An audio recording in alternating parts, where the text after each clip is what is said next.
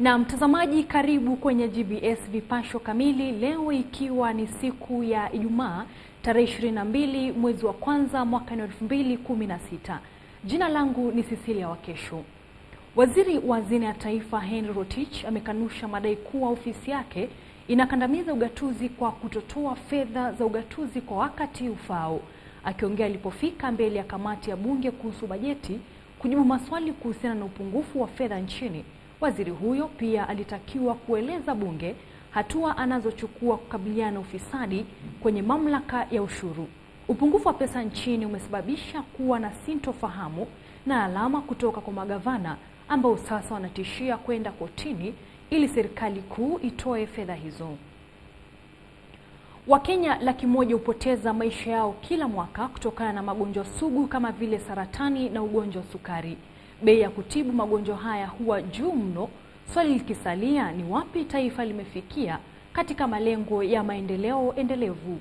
Hata hivyo, mzigo huu sasa utapunguzwa baada ya Wizara ya Afya kuafikia mkataba na Novartis, kampuni ya kimataifa ya kusambaza dawa kutoka Uswisi. Lengo kuu ni kutoa aina 15 ya dawa bora za kutibu magonjwa sugu kwa kiasi cha $1 kwa mwezi katika kila dozi. Na kwenye ngazi za kimataifa ni kwamba siku 4 baada ya wananchi wa Guinea kupiga kura, mitaa ya jiji hilo ilisalia tulivu chini ya ulinzi wa maafisa wa polisi. Wananchi walingoja kwa hamu matangazo rasmi ya matokeo. Hata hivyo, imebainika kwamba wananchi wa Guinea watalazimika kungoja ili kujua rais wao mpya. Matokeo ya siku ya Jumapili yatatokea kesho na pengine kutangazwa rasmi siku ya Jumapili. Mapema wiki hii, maafisa wa polisi walilazimika kutumia vitoa machozi ili kutuliza makundi ya upinzani ambayo yameilaumu serikali kwa wizi wa kura na hivyo kutaka uchaguzi kurejelewa upya. Hata hivyo, kulingana na wachanganuzi wa Muungano wa Europa, uchaguzi wa Guinea siku ya Jumapili ulikuwa wa haki. Hata hivyo, kulikuwa na changamoto ya usimamizi. Huu ni uchaguzi wa pili wa kidemokrasia katika taifa la Guinea tangu aliponyakua uhuru mnamo mwaka 1958.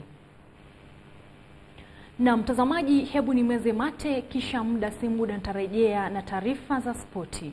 Usiende mbali. Karibu tena. Meneja wa Arsenal amesisitiza mabingwa tetezi wa ligi kuu ya Uingereza Chelsea bado ana uwezo wa kunyakua taji hilo tena. Chelsea wamekuwa na msimu mbaya huku akipoteza mechi 4 na hivyo kuwa katika nafasi ya 16 kati ya timu 20 kwenye jedwali la ligi hiyo. Kwa hayo na mengine kwenye mkusanyiko wa spoti, ungana na ripota wetu Daniel Misiani. Ni hayo tu mtazamaji kwenye GBS Vipasho Kamili. Mimi ni Cecilia Wakesho. Kwa sasa nakutakia wikendi njema, kuwa na usiku mwanana. Kwaheri.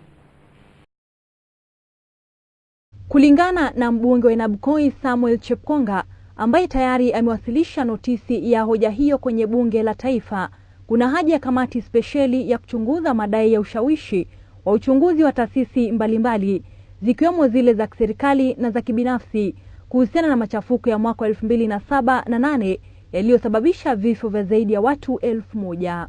Kiongozi wa chama cha Amani Musalia Mudavadi amewataka wabunge kuwa makini wakati wa kujadili hoja hiyo juma lijalo.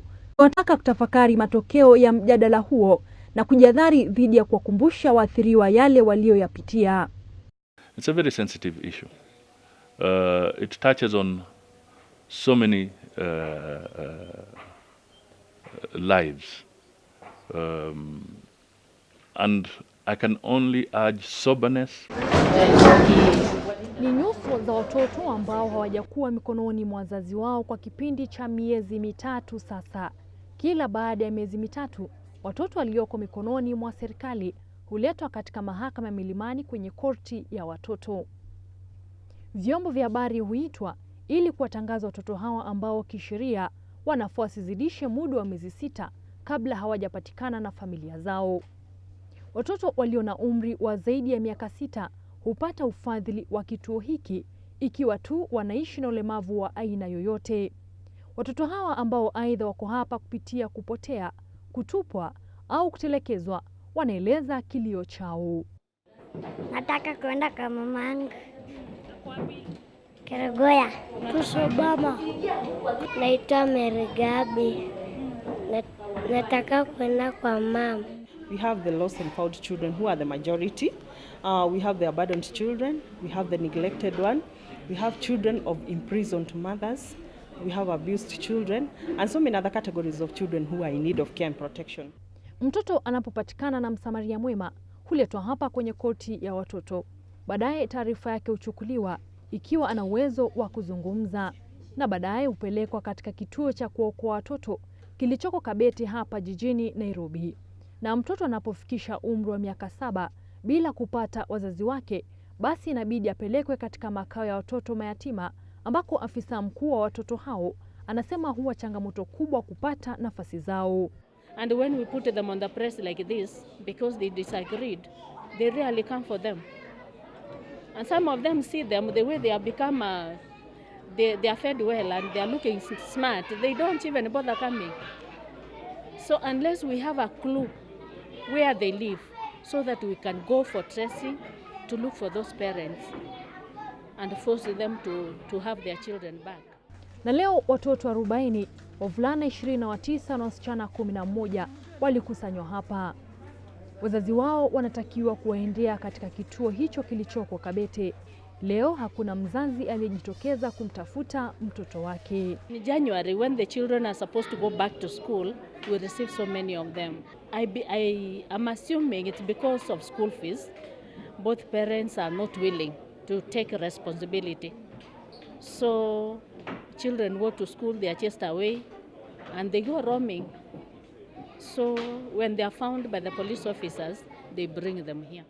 Nairobi Children, it's called the Nairobi Children Rescue Center. We are located in Kabete, Lower Kabete. You can come over and try to identify your children. And for those who cannot come to Kabete, they can also come to this court, the Milimani Children's Court. From there, you'll be directed to the rescue center. Naam, watoto hawa wengi wao waliopotea na wengine kuachwa na wazazi wao huwekwa kwenye umma baada ya kila miezi mitatu, na kwa wengi wao ni matarajio yao kuwa wataweza kukutana na wazazi wao. Nikiripotia GBS, mimi naitwa Cecilia Wakesho.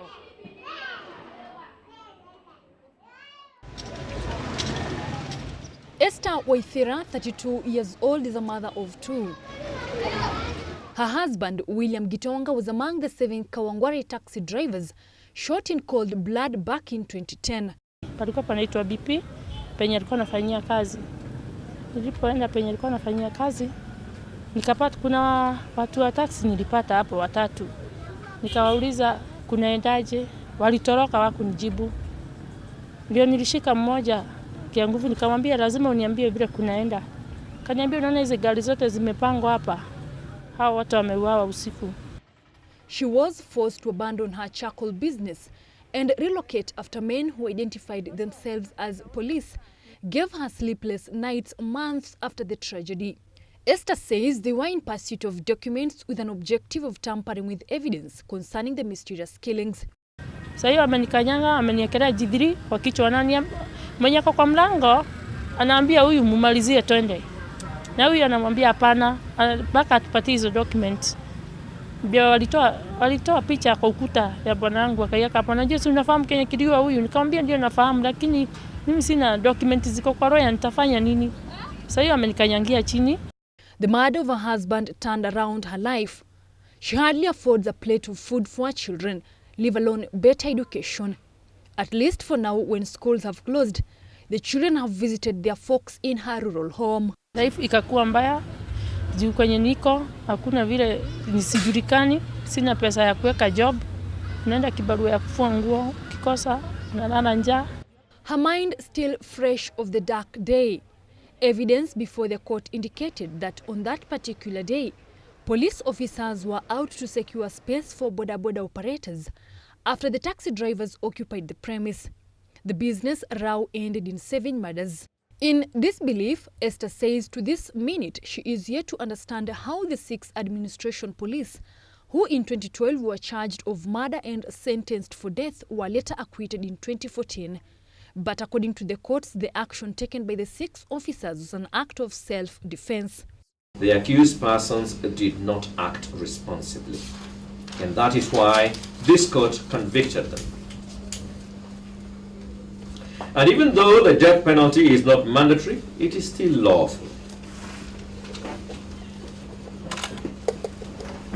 Given the degree of force that the accused applied, the appropriate sentence on all the counts is death as by law prescribed.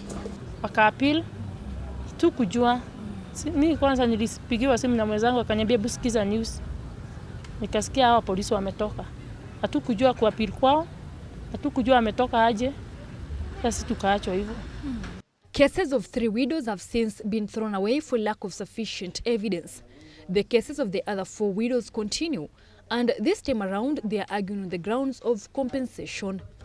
Unaona nimeenda hiyo miaka yote kotini, unakopa baka fare, unaenda kila asubuhi, unafunga job, unafuatilia hiyo kesi 4 years, inaisha, hakuna kitu imefanikiwa. Unakaa, sasa tumaini yetu ilikuwa tunaweza kulipwa watoto wetu wasome. Justice Lenawola told the women that they will not have to testify as all evidence is documented. Their lawyers have been asked to file the submissions on 16th of February 2016. Justice for the 7 widows is yet to be achieved. Cecilia Wakesho, GBS News.